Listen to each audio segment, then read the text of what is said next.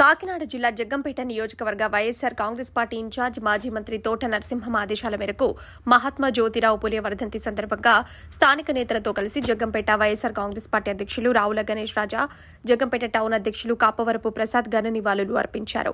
ఈ సందర్భంగా గణేష్ రాజా, ప్రసాద్ మాట్లాడుతూ మహాత్మా జ్యోతిరావు పూలే బడుగు బలహీన వర్గాల ఆశాజ్యోతి అని, అంటరాంతనాన్ని, కుల వ్యవస్థను నిర్మూలించడానికి పాటుపడ్డారని, మహిళల యొక్క అభ్యున్నతికి పాటుపడడంతో పాటుగా విద్యాభివృద్ధికి వితంతు మహిళల పట్ల ఆయన ఎనలేని సేవలు అందించారని కొనియాడారు.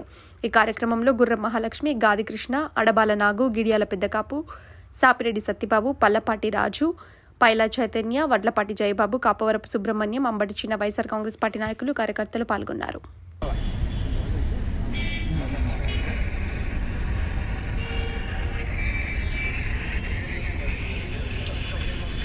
ఆకర్షణ